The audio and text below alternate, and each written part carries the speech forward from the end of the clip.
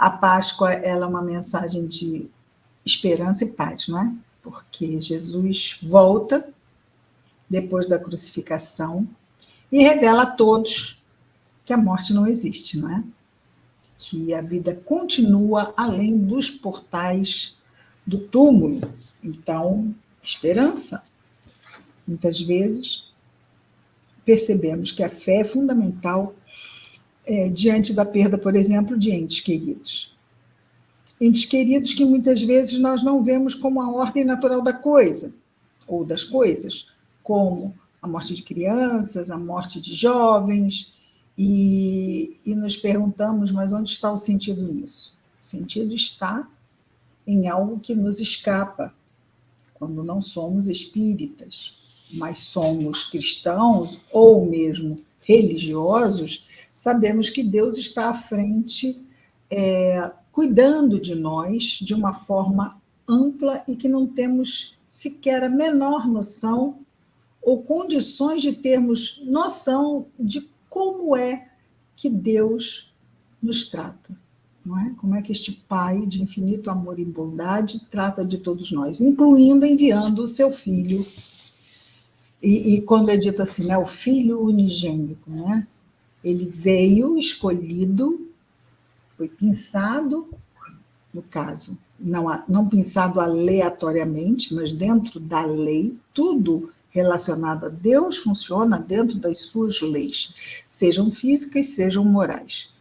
Então, para grandes tarefas, grandes responsabilidades, exige-se um espírito de grandes condições espirituais. No caso, Jesus já tendo alcançado já a eras, já que ele esteve à frente da formação do planeta Terra, então nós vemos que, nossa, ele é puro desde então, ou antes disso, não é? Não ia se dar, vai lá você que acabou de se transformar no espírito puro.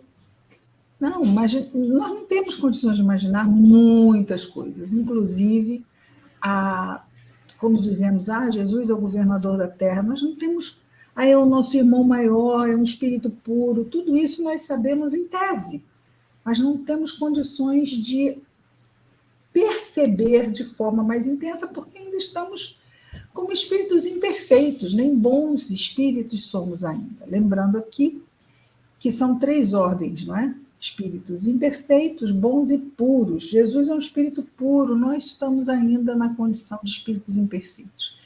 Então, nós temos dificuldade de entender as coisas do mais alto. Mas Deus, então, nos enviou Jesus para nos trazer uma de suas revelações de Deus, não é?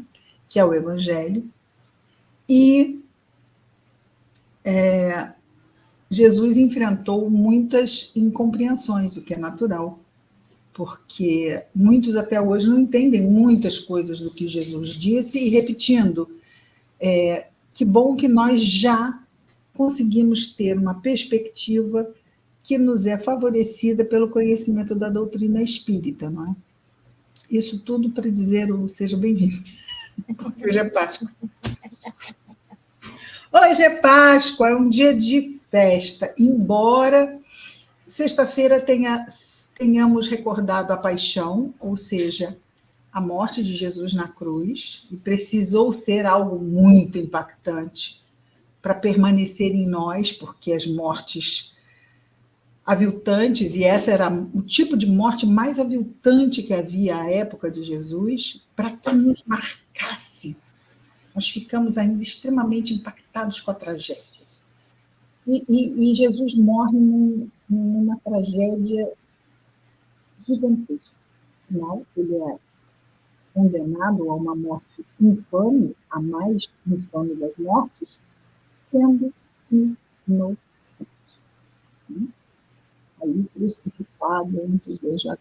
Mas depois disso, este dia em que nós aqui, pequeninos, ainda ligados à crosta, necessitando reencarnar, perdemos essa presença de Jesus próxima, a ponto de ser percebido pelos nossos sentidos físicos, e Jesus retorna às esferas sublimes, mas antes de retornar, ele aparece algumas vezes depois da crucificação e trazendo essa mensagem. Então, o domingo de Páscoa é um domingo de alegria, não é? Jesus volta para dizer que Deus é Pai e não nenhuma das ovelhas que foi dada a Jesus ficará para trás e que Ele está conosco, não é? Não é um fenômeno físico como a morte que vai atrapalhar qualquer coisa. É uma mensagem muito importante. É quando uma criança perde a mão do adulto e sente-se perdida, e de repente ela volta e sente de novo a mão desse adulto. Então, quando Jesus foi, imaginemos, e é retratado nos evangelhos narrados, não é? O quanto os apóstolos ficaram totalmente desnorteados, perdidos. E aí, quando Jesus volta, é como se dissesse assim: eu não estou longe nem apartado, eu sempre estarei junto. Portanto, um dia feliz, não é?